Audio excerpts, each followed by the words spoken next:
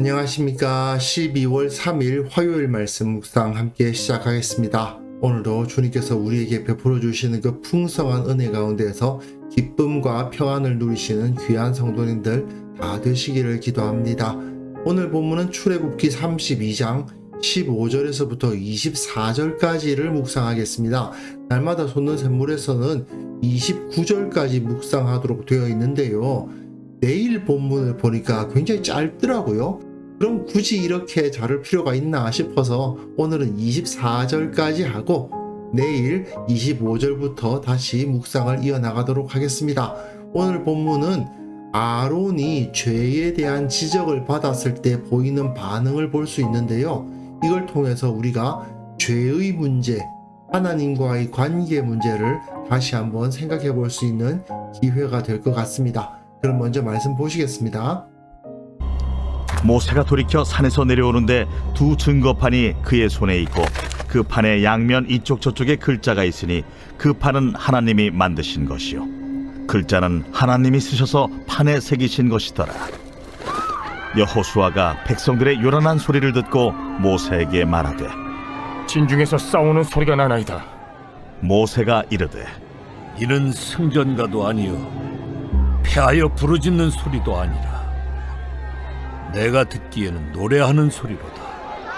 진에 가까이 이르러 그 송아지와 그 춤추는 것들을 보고 크게 노하여 손에서 그 판들을 산 아래로 던져 깨뜨리니라. 모세가 그들이 만든 송아지를 가져다가 불살라 부수어 가루를 만들어 물에 뿌려 이스라엘 자손에게 마시게 하니라. 모세가 아론에게 이르되 이 백성이 당신에게 어떻게 하였기에 당신이 그들을 큰 죄에 빠지게 하였느냐? 아론이 이르되 내 주여 노하지 마소서. 이 백성의 악함을 당신이 아나이다. 그들이 내게 말하기를 우리를 위하여 우리를 인도할 신을 만들라.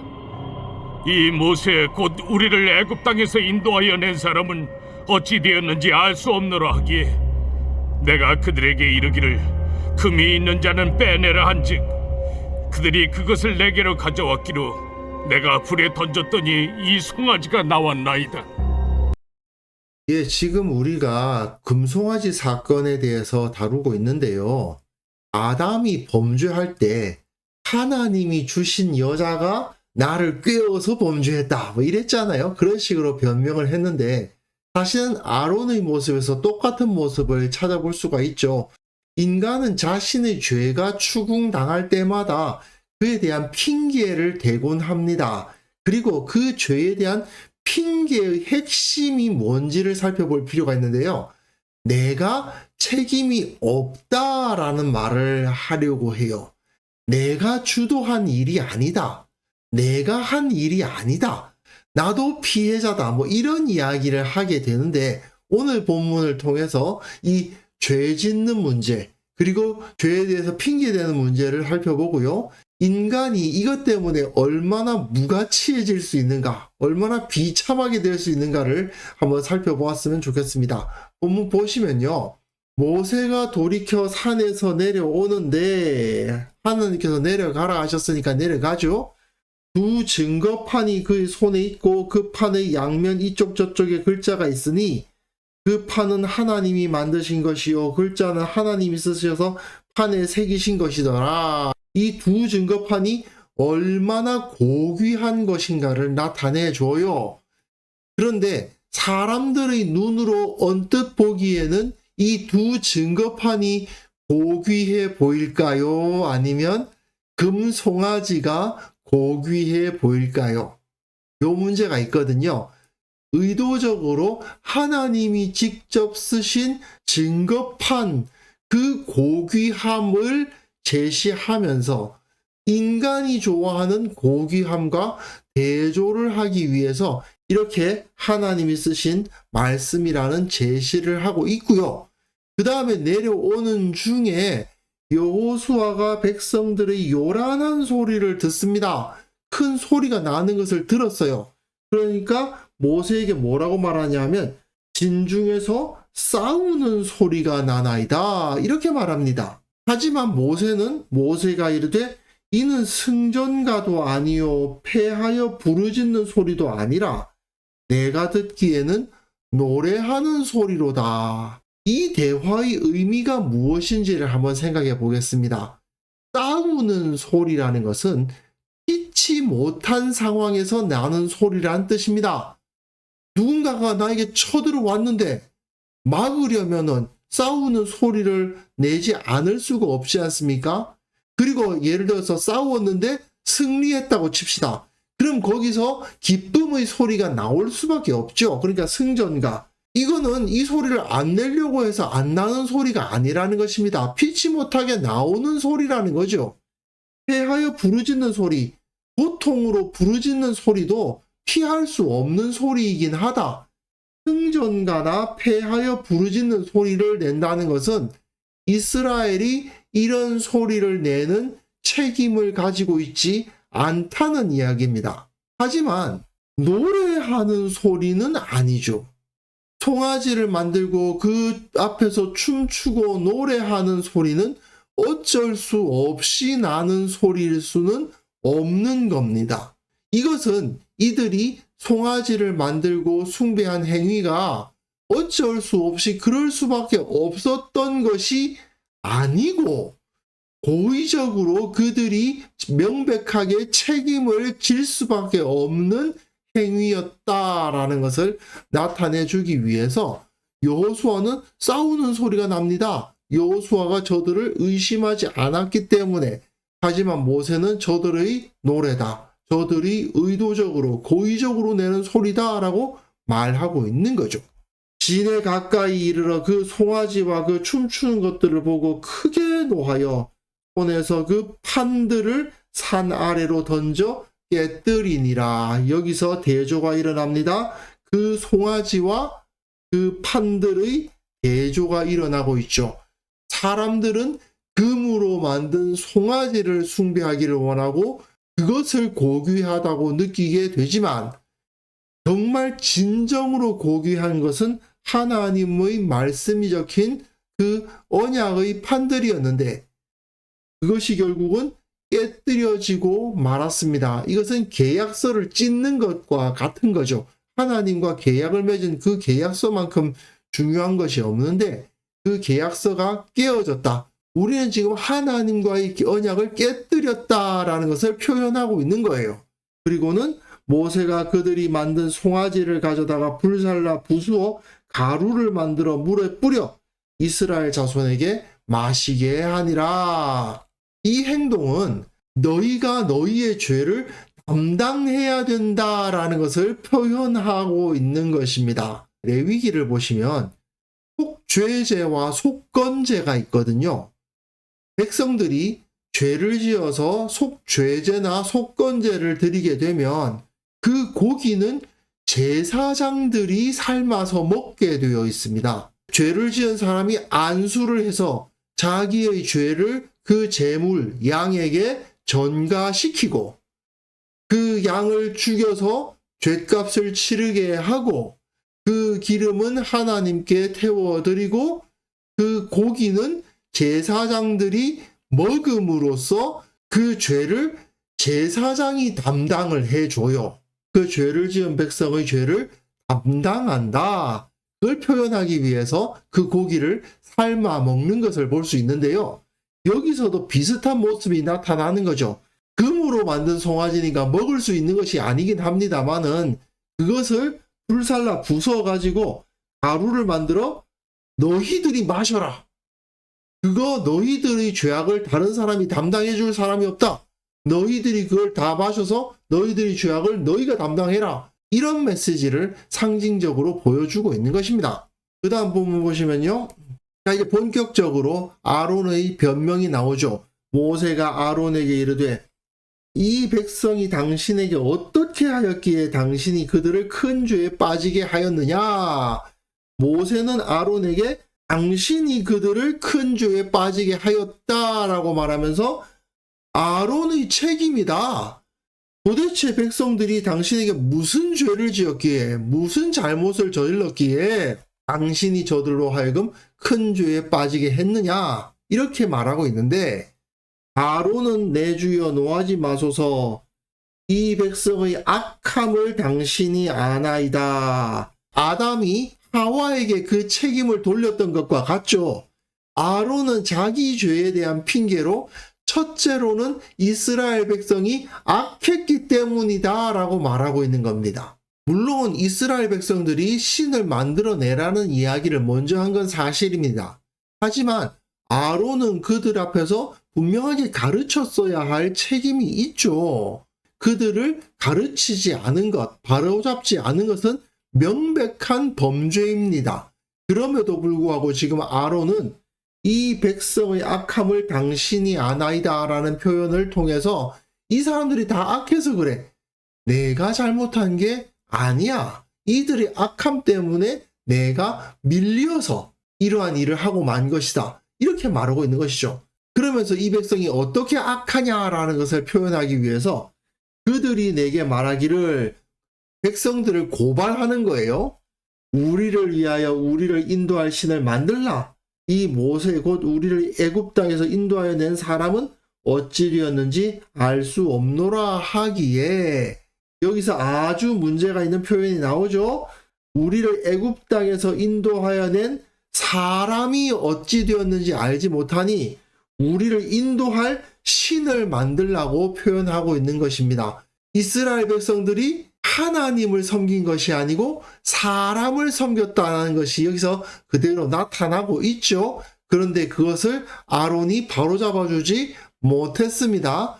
그래서 아론이 뭐라고 말하느냐?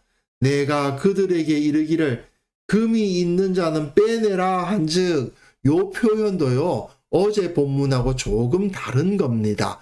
금이 있는 자는 빼내라 하는 것과 네 아내와 자녀로부터 금고리를 빼내라 하는 것은 달라요. 왜냐? 금이 있는 자는 빼내라는 말은 자원하는 사람들은 빼내라고 이야기하는 것입니다. 하지만 아론의 원래 표현은 그게 아니었어요. 너희 아내와 자녀들의 귀에서 귀고리들이 다 있지 않느냐? 그걸 가져와라 하고 명령한 거거든요. 그런데 여기서 마치 자원자들을 모집한 것처럼 거짓말을 하고 있는 겁니다. 그리고 그들이 그것을 내게로 가져왔기로 내가 불에 던졌더니 이 송아지가 나왔나이다. 어제 본문에서 분명 아론은 조각칼로 송아지를 새겨 만들었어요. 그런데 뭐라고 말합니까? 불에 던졌더니 송아지가 나오더라. 우연히 이런 일이 생겼다는 겁니다. 사실 말도 안 되는 거짓말인데 어쨌든 내가 조각칼로 새겼다라는 것을 부인하고 있는 거죠. 결국 내가 이런 행동을 하도록 주위 환경이 나를 몰아갔다라든지 어떤 불가항력적 사건에 의해서 내가 그 일을 할 수밖에 없었다. 내가 아니라 누가 했더라도 그런 죄를 지을 수밖에 없었을 것이다. 이런 말을 하고 있는 것을 볼 수가 있습니다. 아담이 하나님께서 내게 주신 그 여자라는 표현을 통해서 하나님을 탓하고 하와를 탓한 것과 너무나도 비슷하죠. 아론은 지금 백성들을 탓하고 우연히 이런 일이 일어나게 하신 분, 그 불에서 송아지가 나오게 하신 분의 책임이다라고 말하고 있는 것입니다. 사실 현대에 이르기까지 인간은 늘 자신의 죄악에 대해서 남에게 책임을 돌리고 또 자신이 처한 환경에서는 그럴 수밖에 없었다는 식의 변명을 늘어놓죠. 결국은 하나님 책임이라는 이야기를 합니다. 하지만 다른 사람에게 책임을 돌리는 것은 그 사람이 자신을 주관한다는 뜻입니다. 아담이 하와 때문에 내가 죄를 지었습니다라고 말한 것은 하와가 나를 주관해서 나를 움직였다는 뜻입니다. 그리고 주위 환경 탓을 하는 것은 나는 내 삶을 주도적으로 이끌 능력이 없다고 말하는 것과 같은 거죠. 결국 하나님의 형상은 자유로운 자로서 자기의 존엄성을 가지고 자신의 삶을 살아갈 수 있는 존재인데 누구 때문에 이랬어? 내 환경 때문에 이랬어? 이런 말은 결국 자기 존엄성을 스스로 파괴하는 말이고 생각일 뿐인 겁니다. 저 사람 때문에 내가 이렇게 했다라는 말은 나는 저 사람의 노예라는 뜻이고, 이 주위 환경 때문에 나는 이렇게 할 수밖에 없었다는 말은 나는 자유의지가 없는 무생물이나 다름없는 존재다, 동물이나 다름없는 존재다라고 말하는 것과 같은 거예요. 사실 이처럼 죄를 범한 사람은 죄의 종이 되기 때문에 자기 의지대로 살 수가 없습니다. 죄에 끌려서 살아가게 되죠. 현대인들도 살펴보면 결국 직장의 노예, 인간관계의 노예, 다른 사람들로부터 듣는 칭찬, 평판의 노예가 되어서 자기 삶을 주도하지 못하고 자기 잘못에 책임도 지지 않고 또 자기가 자기 자신을 변화시키려고 생각하지 않는 그런 모습을 너무나도 많이 볼 수 있습니다. 하지만 우리는 예수 그리스도에 의해서 자유롭게 된 사람들 아닙니까? 자유로운 자, 하나님의 형상으로서의 존엄성을 가진 사람은 죄를 범했다면 솔직히 고백하며 나의 책임이라 인정하는 사람이죠. 또 나의 선택에 의한 결과였다고 말하는 사람들입니다.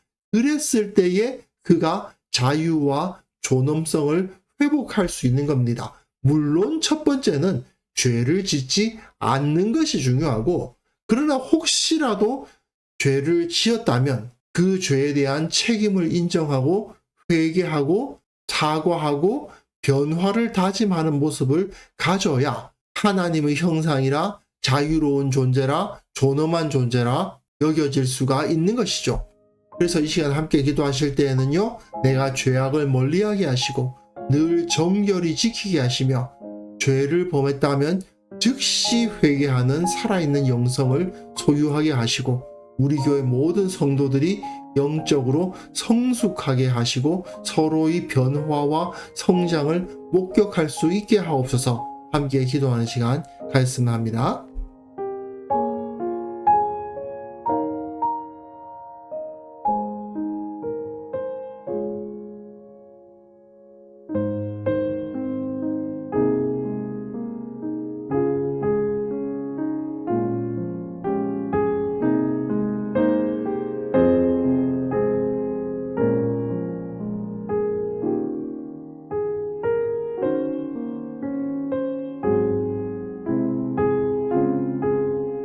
하나님 아버지, 죄악을 멀리하는 삶을 살아가게 하시고 언제나 거룩하고 정결하게 살아가게 하옵소서.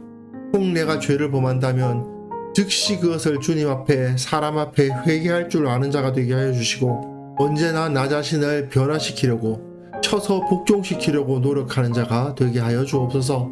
우리 교회 모든 성도들을 위해서 축복하며 기도합니다. 저들이 영적인 성숙을 이루게 하시고 서로가 서로의 성장을 목격할 수 있게 도와주시고 이것을 통해서 서로를 위해서 기도하는 모습이 우리 공동체 가운데 넘쳐날 수 있도록 도와주시고 그것을 통해 온전한 모습으로 변화되는 참 살아있는 교회 되게 하여 주옵소서. 아버지 하나님, 한국 교회를 위해서 기도합니다. 한국 교회가 참으로 주님 앞에 부끄러운 부분이 너무나도 많이 있는데 이 모든 것들 주님 앞에 솔직하게 고백하고 거룩한 공동체로서 변화되어 갈 수 있도록 주께서 은혜를 베풀어 주시기를 원합니다. 회개의 영을 부어주시고 진리를 따라가는 자들이 되게 하여 주시고 그것을 통해서 주님을 더욱더 닮는 한국교회 공동체가 되게 하여 주옵소서. 오늘 하루 살아가는 그 모든 삶 가운데에서 참으로 정결하게 바르게 살아갈 수 있도록 도와주시고 혹시라도 실수하고 혹시라도 잘못을 저질렀다면 즉시 회개하고 바로잡을 줄 아는 지혜로운 자가 되게 하여 주옵소서. 우리가 만나는 모든 사람들, 우리가 행하는 모든 일들 가운데 주님께서 안전과 평안을 허락하여 주시고 우리의 기도에 응답하여 주시며 무엇보다도 기쁨을 충만하게 내려주셔서 의미 있게 살아가는 하루가 되게 하여 주옵소서. 감사드리옵고 예수님의 이름으로 기도합니다. 아멘.